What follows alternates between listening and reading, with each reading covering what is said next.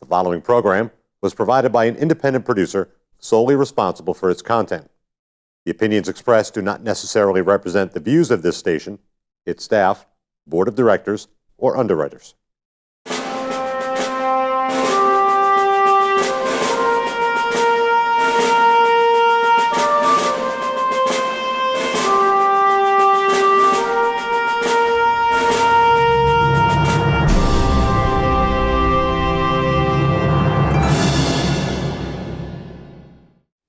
Hello and welcome to Perspectives. My name is David Schoeneman and I'm your host on this program. I'm also the Alderman for Ward 3 here in Nashua.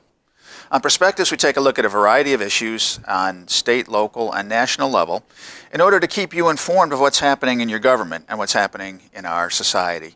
We do this so that you can be informed when Election Day comes. Of course, we just had Election Day a couple of weeks ago, and we're still absorbing the impact of this for the new year. But while we are dealing with an election just passed, we're still moving forward on things we have to do, particularly here in Nashua, with regard to budget. Here we are in November of 2016. The budget is not going to be complete until June of next year, June or July of next year, but we're already beginning to think about the direction the city is going. As you may have seen in the papers, the mayor had a budget summit meeting, I suppose we can call, down at City Hall about a week ago, where all the departments came in to present their needs for the coming year. Next year is going to be a very difficult budget year with the spending cap here in Nashua. I think a spending cap is good. It provides really the only protection that taxpayers here in the city have. The spending cap number for next year is going to be about 1.3%. What that means is we can spend approximately 1.3% more than we did last year in the budget. And we have pension fund issues with the state that are causing certain aspects of the budget to go up, which means that there's less than 1.3% for some of the departments. Now, whether or not the 1.3% or perhaps a lower number is adequate or not for those departments depends a lot on what they're doing with the money that they're getting so far. We heard that the police and fire departments could possibly be facing some layoffs, and of course we heard from the school department that they want way more than the 1.3%.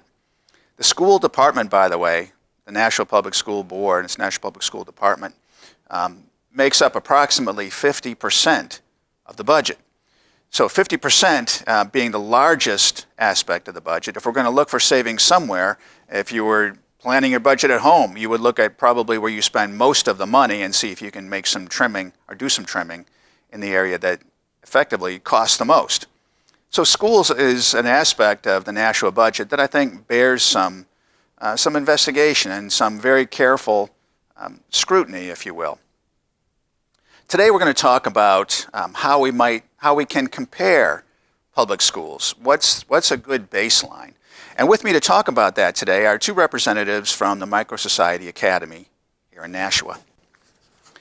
I'm here on the show today with Amy Bottomley, who is the director of MicroSociety Academy in Nashua, and Susanna Williams, who is a curriculum and program coordinator for the school. MicroSociety Academy is a relatively new charter school. We'll talk about what a charter school is in just a moment, but this is a very successful school here in the city, and we want to see what their success can be attributed to, what their success rates are like, and what their cost is, and perhaps use that at least as some kind of a benchmark as to the effectiveness of our Nashua Public School District.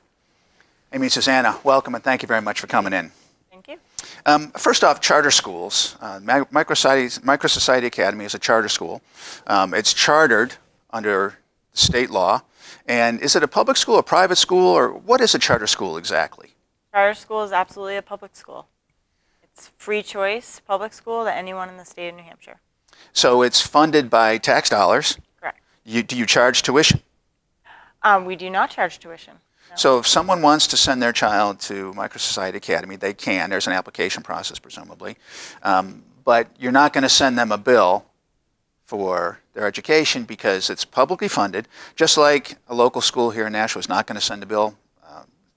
Parents aren't going to get a bill from Nashua High North, for instance, for the standard education because it's a public school and MicroSociety Academy, as a charter school, is a public school. What about admission? Do charter schools pick and choose? Isn't it an examination school like Boston Latin, that kind of thing?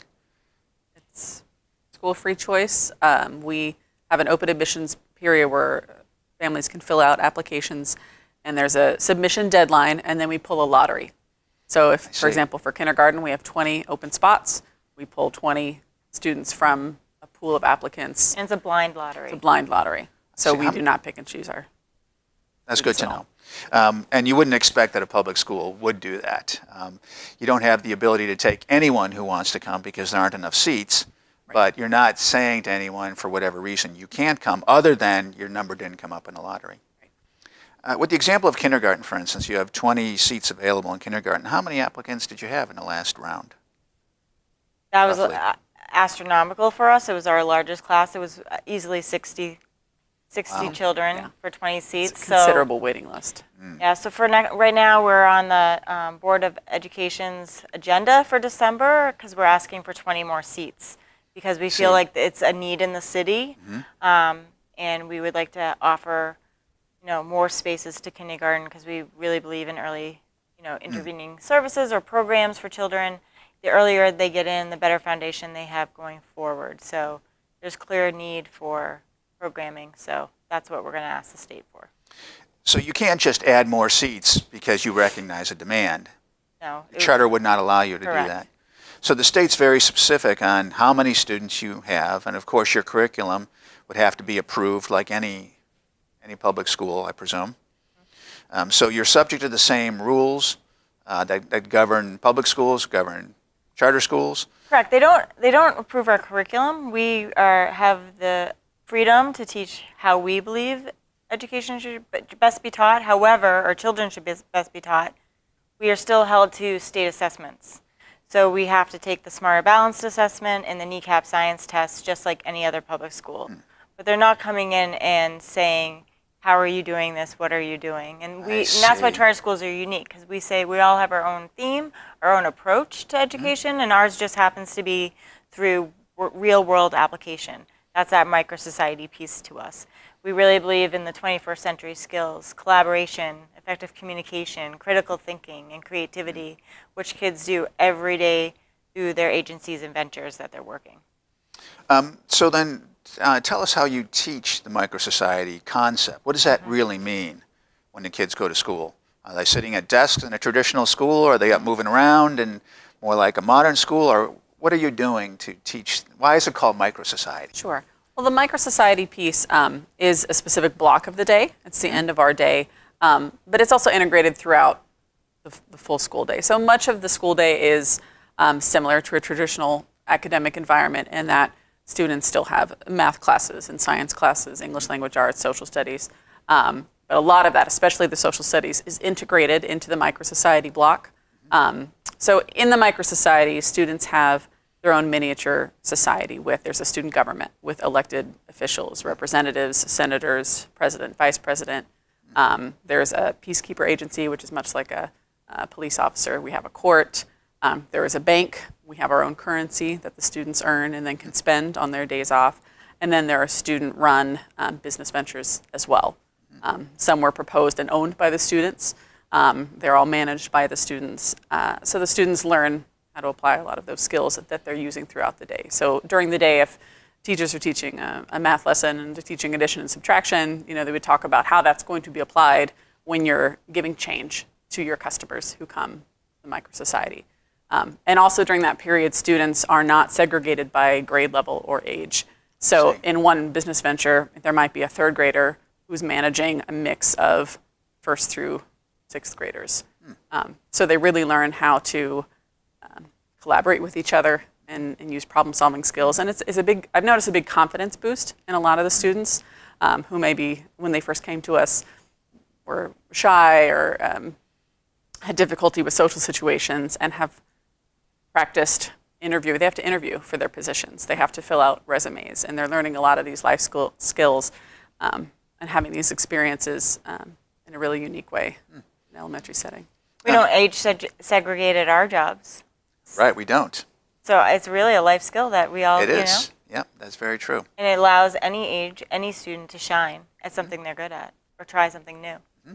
What about failure? We hear about millennials or kids that have gone through school in the past where everyone gets a gold medal just for showing up and nobody fails, and then no life skill is learned, because in the real world, when it comes time to apply to a college or to get a job, when there's one slot available for 10 applicants, 9 aren't going to make it. Right. So what happens? How do you teach that failure is okay? I presume you do. It's interesting you bring up the word failure, because that was a big theme of the MicroSociety International Conference that most of us attended this last summer in Hartford, Connecticut. And the theme was fail to succeed. Because in the real world, you're not going to even get called to interview for every position you apply to, Right. let alone get offered a position. But if you give up after the first few failures, you're not going to go very far in life. No. So we teach kids that you're not always going to get your first choice in the job that you wanted.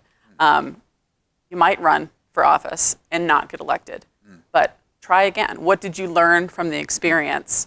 What would you do differently next time? And we have had kids who ran for president, didn't get elected, ran for something else, didn't get elected, third time, got elected, and have learned that I have to keep trying. I have to see, what do my constituents want? What platform can I run on this time? What kind of businesses are going to succeed in our micro city? So failure isn't someone else's fault. It's just It's a learning experience. It's a learning It's a experience learning that experience. points to the individual's need to figure out a different way to do it and try again. And by doing it in a safer space, like our MicroSociety period, it translates into the classroom with academics. Because if you're failing in something like, I didn't get a job I wanted, then maybe it's a little easier to try that math problem that's so hard and know that it's okay I got it wrong, because now I learned what I need to do differently next time when I attack it. So that's kind of how we see it. It's like, this is a building block. The MicroSociety period really is a building block for everything in their academics. I see. And it's the carrot. It's what they want to do. They enjoy it, and then they get that aha moment when they're in the classroom.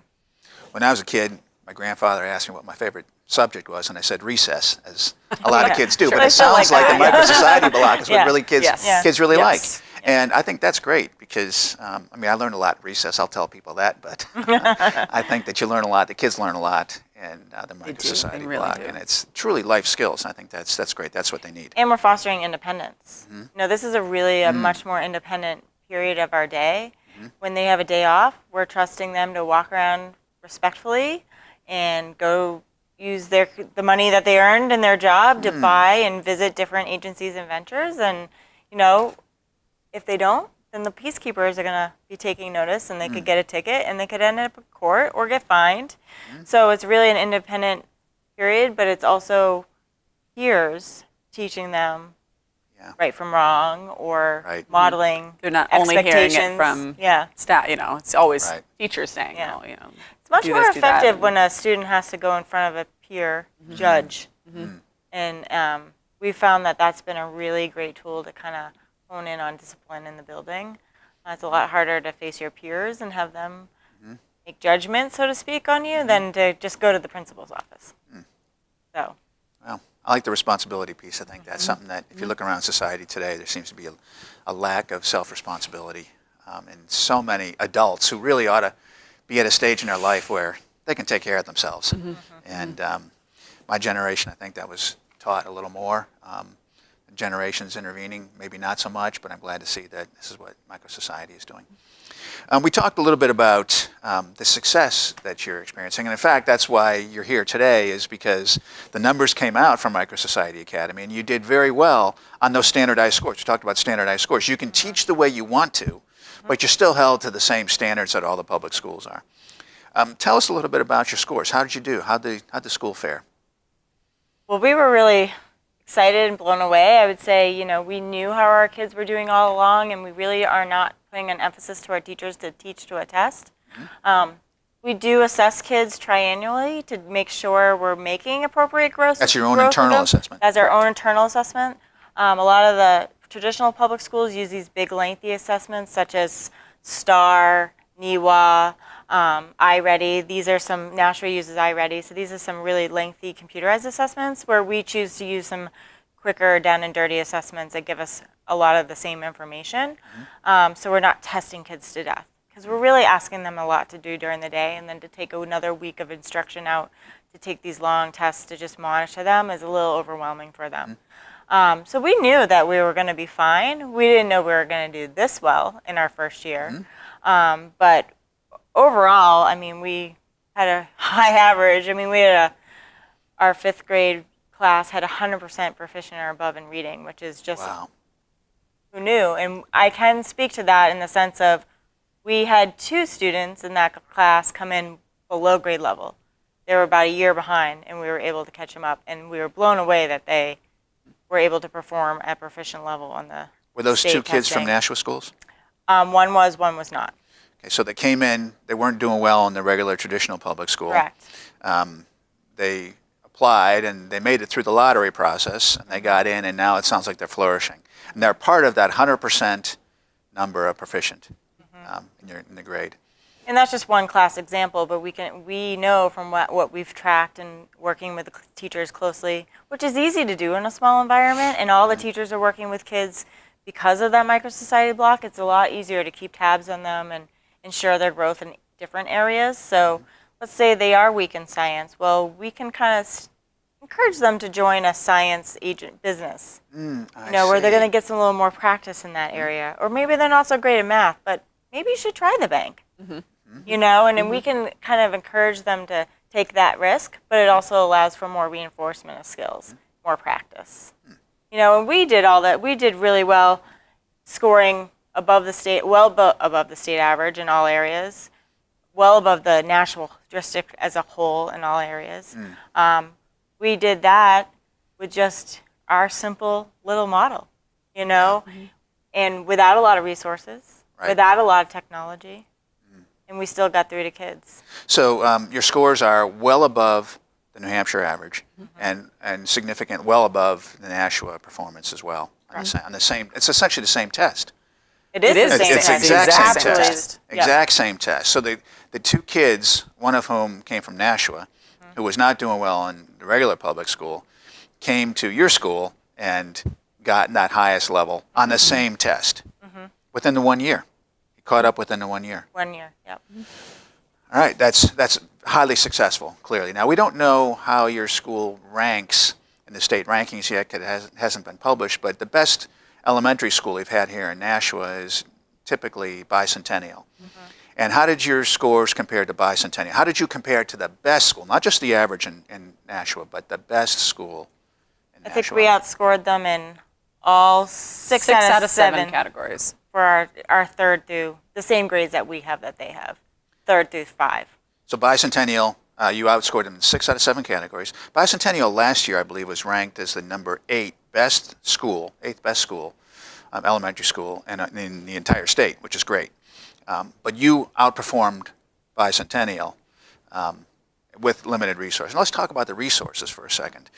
The state average, it was in the report here, the state average for traditional public schools cost is $14,375 per student. That's state average. I know here in Nashua, it's about the same, $14,000. If you take special ed out, maybe it's 12 or 13, a little bit less if you take special ed out. Now, you have special ed students in your school. Correct, 11% last year was identified, 6% I believe was on a 504 plan. So 11 plus, it'd be 16% or 17% total are either special ed or on a 504 Correct. out of your total population. I think the average in Nashua is about 10% or so, 10 or 11% for special ed. So you have a fairly similar cross-section of normally developing or typically developing students and special ed students.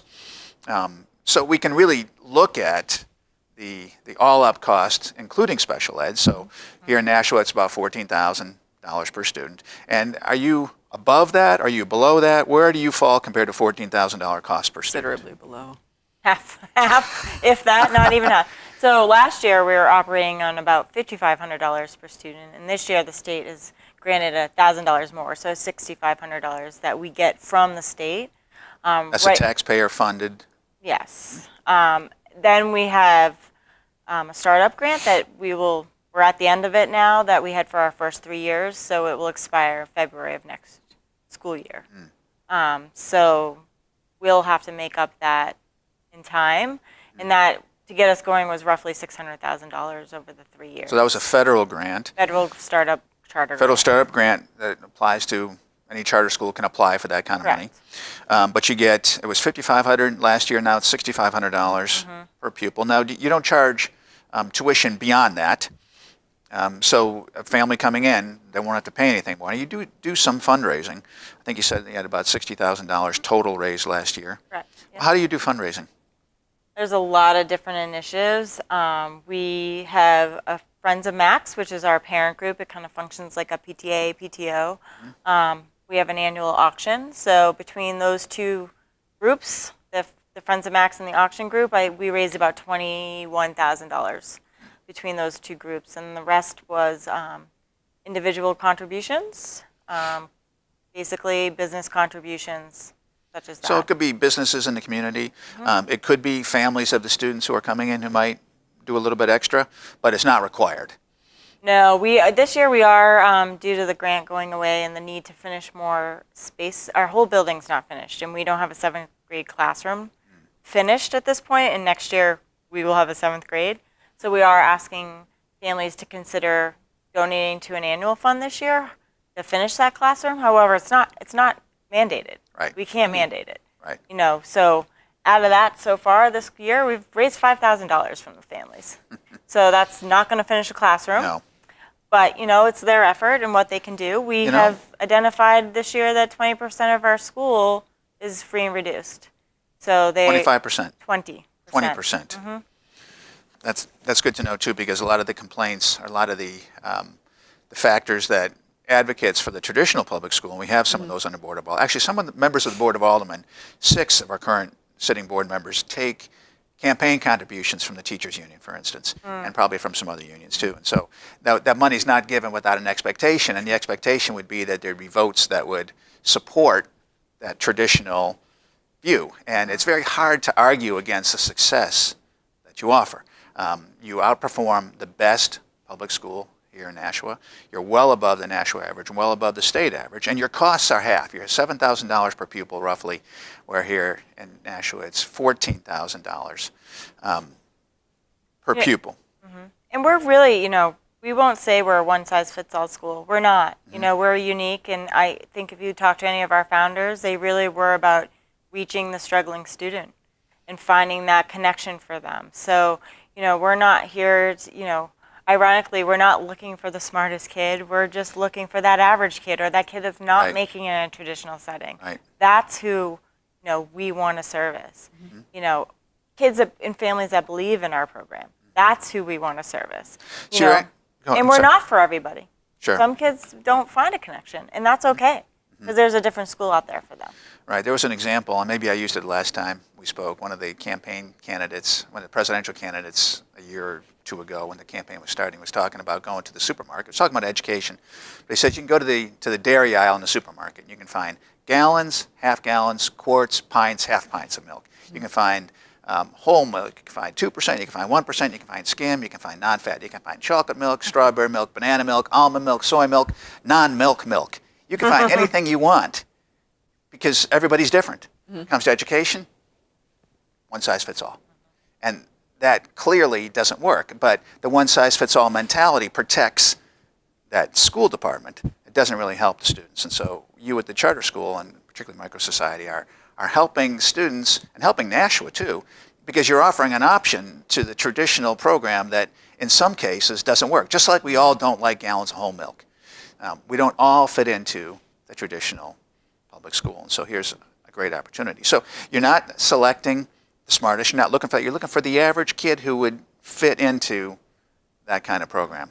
Or want a challenge to our program. Because it also allows for extension work, or, like we were saying, for risk-taking. To try something outside the box that you wouldn't necessarily have an opportunity to in a traditional school. That sounds great. One of the biggest cost drivers is, of course, personnel. With the public school here in Nashua, I understand about 80 or 85% of the total cost of the budget is personnel.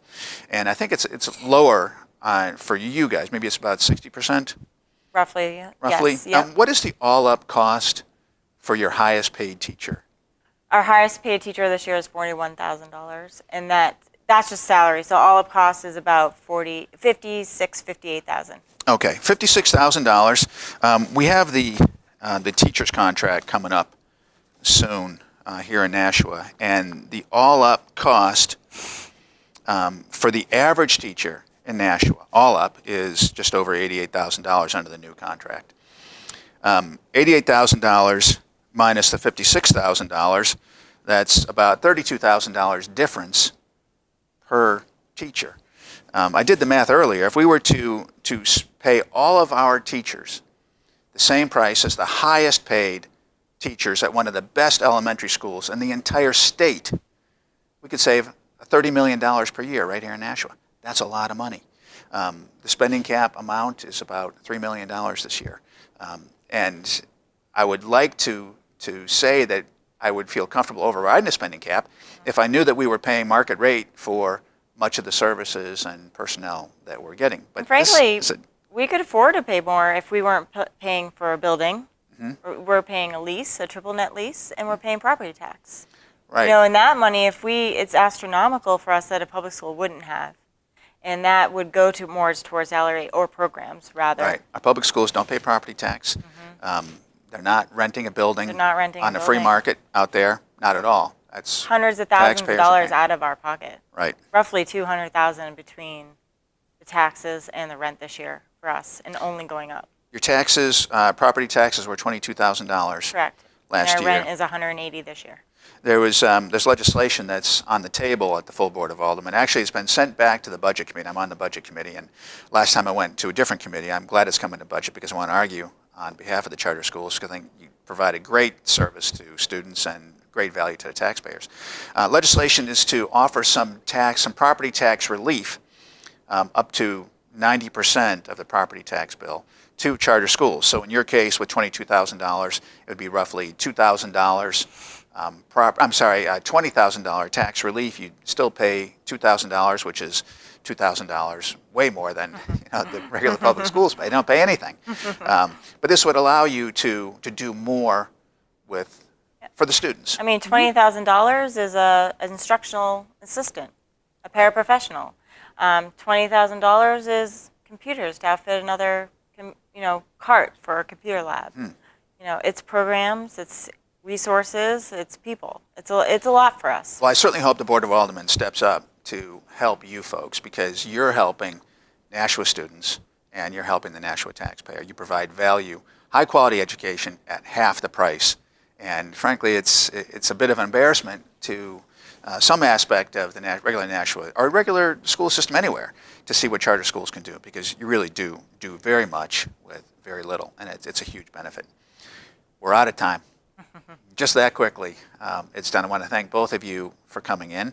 I think the charter school, we've learned today that it's an excellent product at a very good price, which means that it's an excellent value to the taxpayers, and that's what charter schools do for us. And I think that the Board of Aldermen, the city, the taxpayers should all be grateful for that. So I want to thank you for coming in. Thank you. And I want to thank you folks at home, too, for tuning in. I'm here with Amy Bottomley and Susanna Williams from MicroSociety Academy here in Nashua, who just received their information on their school's performance, and they're ranking very, very well in the state here in Nashua, and of course providing a great service at a low cost. We're talking about education and what the charter schools can show us as we move forward for Nashua's budget for next year. Thank you for tuning in, and we'll see you next time.